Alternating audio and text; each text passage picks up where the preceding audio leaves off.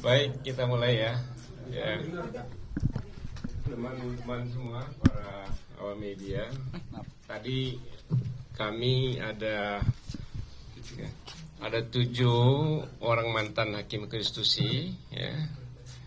Di sebelah kanan saya sekali lagi Pak Marwarar, saya Hamdan Zulfa, Pak Haryono, Profesor Aswanto, Pak Ahmad Sudiki, dan yang melalui Zoom ada Ibu Profesor Maria dan Pak Palguna. Tadi masing-masing menyampaikan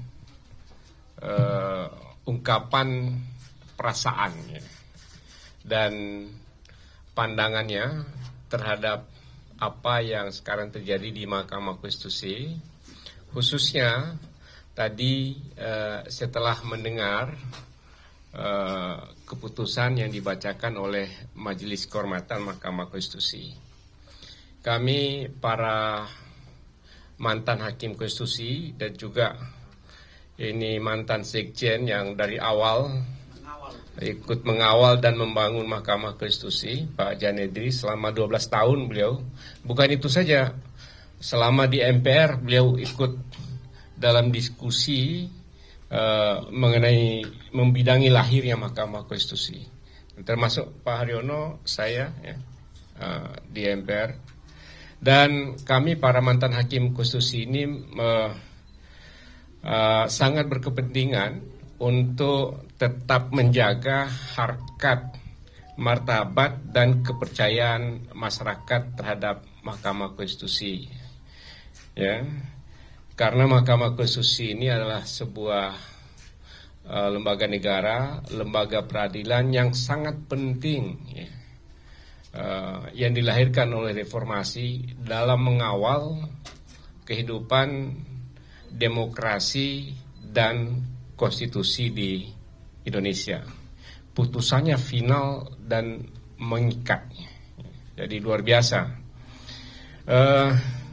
Kami tadi semua mengungkapkan rasa prihatin ya, setelah mendengarkan putusan MK.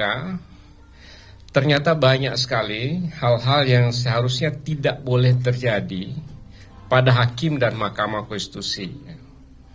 Ternyata banyak hal yang terjadi yang dapat meruntuhkan kepercayaan masyarakat terhadap Mahkamah Konstitusi, baik pada proses pemeriksaan maupun dalam putusan Mahkamah Konstitusi itu sendiri, ya, terutama terakhir yang tercermin dalam putusan nomor 90 yang ramai itu.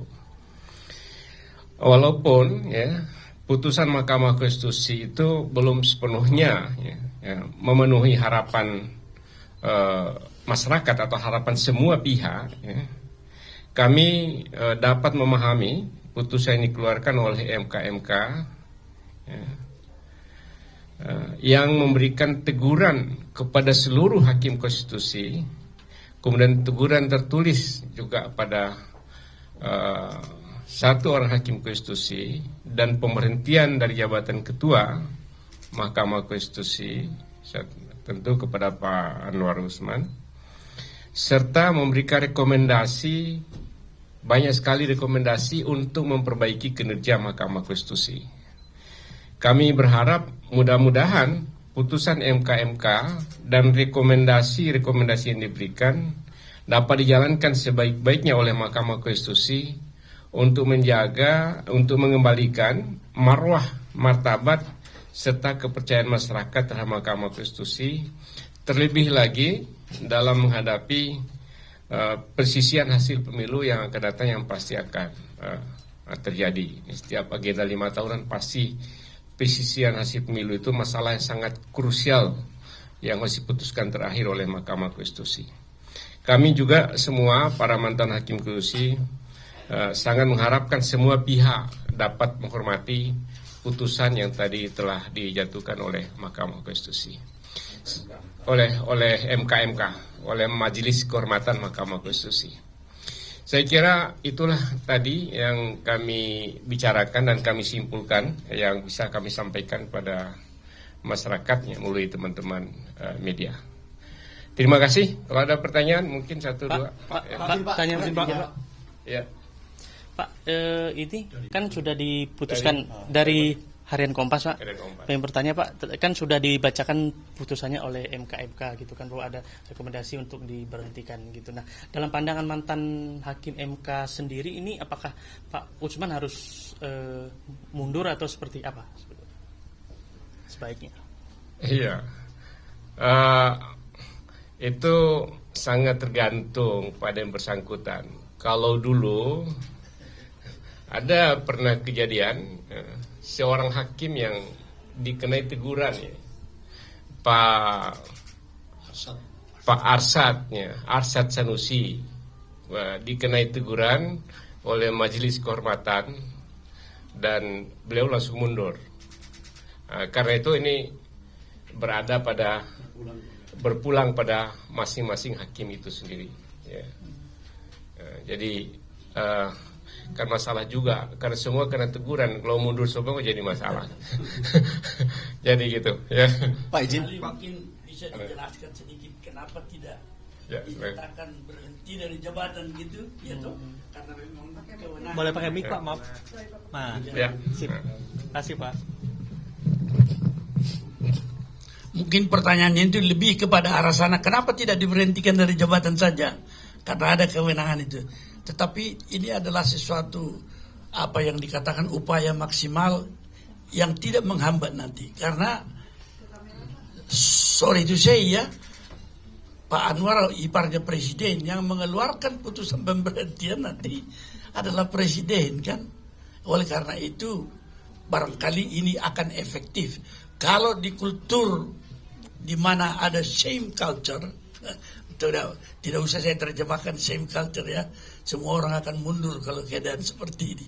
Ini barangkali untuk menjauh Kompas, saya jauh kelihatannya. Terima kasih. Oke, masih ada? Pak Irianda dari Kompas TV. Kompas TV lagi. Ya, Pak, pemberhentian atau pencopotan dari jabatan Ketua MK.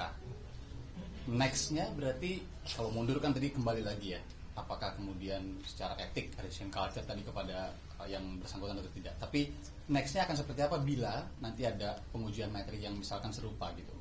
Yang kedua, MK tidak bisa membatalkan perkara 90 itu.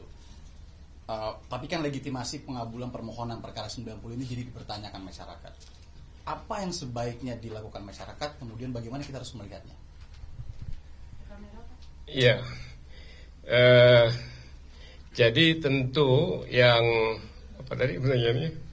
Putusan 90 itu seperti apa itu? Iya, tadi sebenarnya di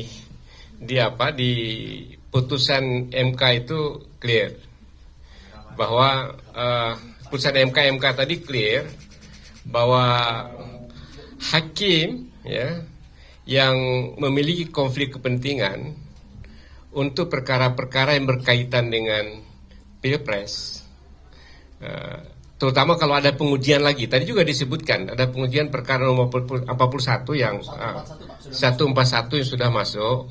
Hakim yang memiliki konflik kepentingan sebagaimana diungkap di dalam putusan tidak boleh ikut mengambil keputusan. Dan saya kira juga ke depan kalau ada perselisihan hasil pemilihan presiden, harusnya tidak boleh ikut. Tadi di state secara tegas. Saya kira ini harus dihormati. Jadi boleh 8 orang hakim yang bersidang dan mengambil keputusan, itu boleh. Itu biasa saja, itu masih quorum. Jadi itu. Ada lagi? Ada Pak Aryono? Ya. Ini kan Pak Anwar Usman sudah diberhentikan sebagai Ketua MK ya.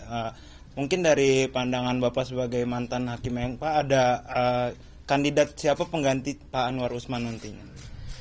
Iya, jadi gini, tadi diberikan deadline 2 kali 24 jam.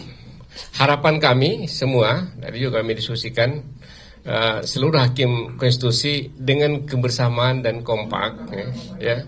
Kami berharap semua para hakim konstitusi yang ada ini penuh kebersamaan dan kompak, ya, memilih kembali siapapun yang mereka pilih dengan cara sebaik-baiknya. Jadi kami berharap tetap kompak karena bagaimanapun juga tanggung jawab seluruh hakim sekarang ini ya untuk memperbaiki kepercayaan publik kepada Mahkamah Konstitusi pada saat sekarang ini.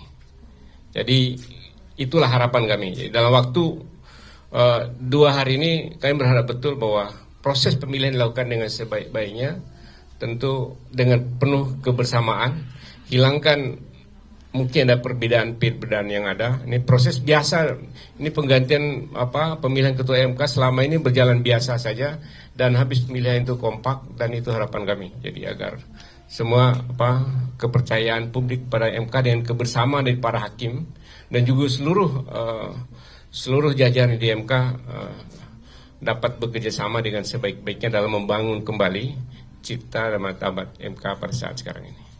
Bapak, izin nanti dari Kompas TV. Ada 2 tim Pak izin. Pak, izin. Atau yang lain dulu, tadi Kompas dulu. Oh gitu. Ya. Izin mau bertanya, itu kan tadi kan disebutkan juga oleh Pak Jimli kan tadi terkait bahwa dengan adanya putusan gugatan baru terkait umur cawapres, dan itu kan disebutkan bahwa hanya akan mulai berlaku pada 2029 mendatang. Apakah artinya dengan putusan yang ada saat ini artinya memang sudah tidak ada peluang lain untuk merubah, dan artinya memang ya capres dan cawapres itu memang sudah tidak bisa memungkinkan dirubah lagi gitu? Iya, tergantung karena perkaranya kan sekarang ini sudah masuk. Waktu proses tahapan pemilu kan mepet nih. Ya, besok saya kira tanggal 8 ya. 13 November. 13 November penetapan. Tapi batas untuk mengganti pasangan itu besok. Jadi kalau diputuskan malam ini mungkin saja kan. Kalau tapi kan tidak mungkin kalau putusan setelah melewati tahapan itu mempengaruhi. Jadi nggak mungkin putusan MK yang sudah melewati tahapan mempengaruhi proses yang sudah berjalan.